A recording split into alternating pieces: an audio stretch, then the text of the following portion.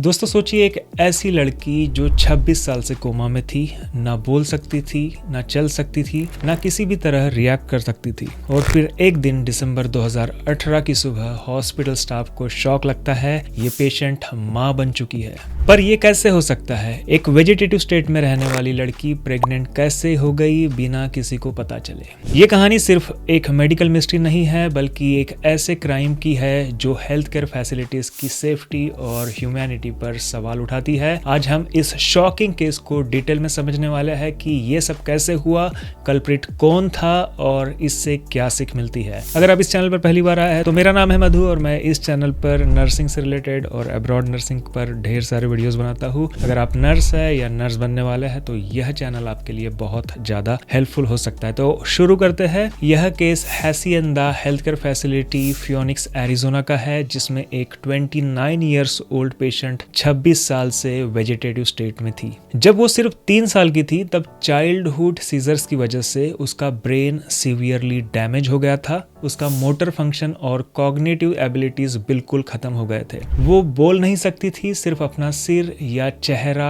थोड़ा हिला सकती थी। पिछले 26 सालों से उसका पूरा ध्यान हासिएंदा हेल्थ केयर फैसिलिटी में रखा जा रहा था। अब एक ऐसे इंसान जो रिएक्ट भी नहीं कर सकता, उसके साथ सेक्सुअल असॉल्ट कैसे हो सकता है? और सबसे शॉकिंग बात यह है कि हॉस्पिटल स्टाफ को 9 महीने तक कुछ भी पता नहीं चला। 29 दिसंबर 2018 की सुबह एक नर्स रूटीन चेकअप के लिए पेशेंट के रूम में गई। उसने देखा कि पेशेंट मोर्निंग कर रहा है, डिस्कम्फर्ट दिख रहा है। जैसे ही नर्स ने उसका पैड चेंज करना चाहा, उन्होंने देखा कि बेबी क्राउनिंग हो रहा है, मतलब पेशेंट डिलीवरी के फाइनल स्टेज पर थी और किसी को भी नहीं पता था कि वो प्रेग्नेंट है। हॉस्पिटल स्टाफ पैनिक में आ गया और इमरजेंसी सर्विसेज को बुलाया गया। 911 कॉल के रिकॉर्डिंग में भी सुना गया कि स्टाफ कंप्लीटली शॉक था, क्योंकि उन्होंने कभी एक्सपेक्ट ही नहीं किया था कि एक वेजिटेटिव स्टेट पेशेंट प्रेग्नेंट हो सकती है। सबसे बड़ा सवाल यह उठता है कि 9 महीने तक किसी को प्रेगनेंसी का पता क्यों नहीं चला?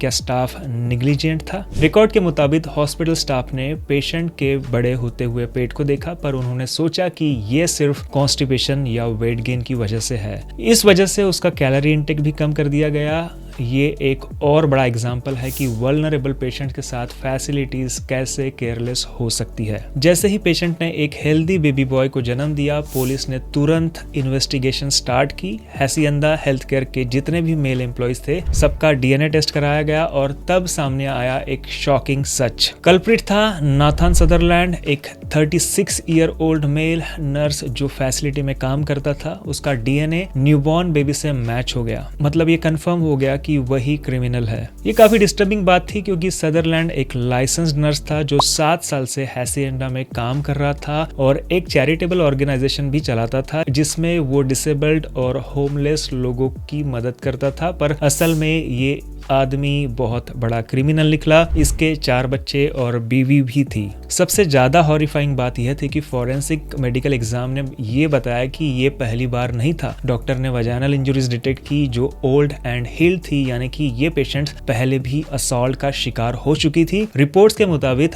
हो सकता है कि वह पहले भी प्रेग्नेंट हो चुकी हो। नाथन सदरलैंड को तुरंत अरेस्ट कर लिया गया और उस पर सेक्सुअल असॉल्ट और वल्नरेबल एडल्ट्स अब्यूज का केस चला। पहले उसने नॉट गिल्टी प्ली दिया, पर जब डीएनए रिपोर्ट सॉलिड प्रूफ बनकर सामने आई तो उसने गिल्टी प्ली कर दिया। कोर्ट ने उसे सिर्फ 10 साल की जेल और लाइफ टाइम प्रोबेशन की सजा दी। कई लोगों ने कहा कि यह सजा बहुत कम है, क्योंकि उसने एक ऐसे इंसान का रेप किया जो खुद अपनी सुरक्षा भी नहीं कर सकती थी। इस केस के बाद हासिएंदा हेल्थ केयर में बहुत बड़े चेंजेस हुए। सीईओ ने रिजाइन किया, स्टाफ को रिप्लेस किया गया और स्ट्रिक्ट मॉनिटरिंग पॉलिसीज इंप्लीमेंट हुई। विक्टिम की फैमिली ने 45 मिलियन का लॉ सूट फाइल किया स्टेट के अगेंस्ट, क्योंकि ये क्लियर नेग्लिजेंस का केस था। इन्वेस्टिगेशन में पता चला कि 83 बार ऐसे मौके आए थे जब स्टाफ प्रेगनेंसी डिटेक्ट कर सकता था, पर उन्होंने इग्नोर कर दिया। कोर्ट ने फाइनली $15 मिलियन में सेटलमेंट अप्रूव की। अब पेशेंट को एक नए लॉन्ग टर्म फैसिलिटी में शिफ्ट कर दिया गया है और उसका बेटा